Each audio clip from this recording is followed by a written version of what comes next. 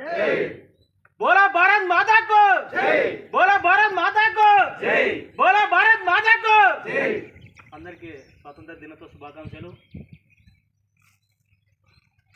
తల్లిదండ్రులు కన్న కళను త్వరలోనే నెరవేర్చుకునే అవకాశం మనకుంది.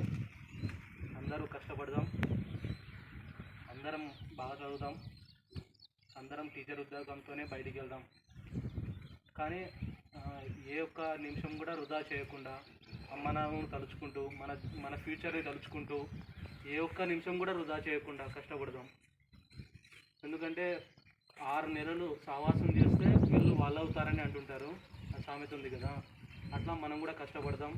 కంపల్సరీ ఇక్కడ పెట్టే ఎగ్జామ్లు కానీ, పేపర్ డిస్కషన్ కానీ, సిలబస్ని సకాలంలో పూర్తి చేసుకోవడం కానీ చాలా బాగుంటుంది. అందరం చేసుకుందాము, అందరం ఒక్కతాటిగా ముందరికి వెళ్దాం. కార్గిల్ యుద్ధంలో కూడా అందరూ ఉండే తక్కువ మంది అయినా కూడా వాళ్ళ యొక్క స్వరం గంభీరంగా ఉంటుంది. మనం కూడా తక్కువ మంది ఉన్నా కూడా ప్రతి ఒక్కరితోనే గవర్నమెంట్ జాబ్తోనే బయటికి వెళ్ళాలి, లేదంటే శవంతోనే బయటికి వెళ్ళాలి. ఆ విధంగా కష్టపడదాము. అమ్మ నాన్నలు గుర్తుపెట్టుకుందాము, మన ఫ్యూచర్ని గుర్తుపెట్టుకుందాము. అందరం పేద విద్యార్థులమే, అందరం కుటుంబం నుంచి వచ్చిన వాళ్ళము. ఈరోజు మనకి డబ్బులు పంపిస్తున్నారంటే ఆ తల్లిదండ్రుల యొక్క రక్తమే. 5,000 పంపించాలంటే నెలకి ఆ అమ్మ నాన్నల యొక్క రక్తమే. మనం కష్టపడినది ఏం లేదు, అసలు 10 రూపాయలు కూడా సంపాదించలేము. కాబట్టి అమ్మ నాన్నని దృష్టిలో పెట్టుకొని బాగా చదువుతాము. పోతే గవర్నమెంట్ జాబ్తోనే, లేదంటే శవంతోనే అని బలంగా దృష్టి పెట్టుకుందాం.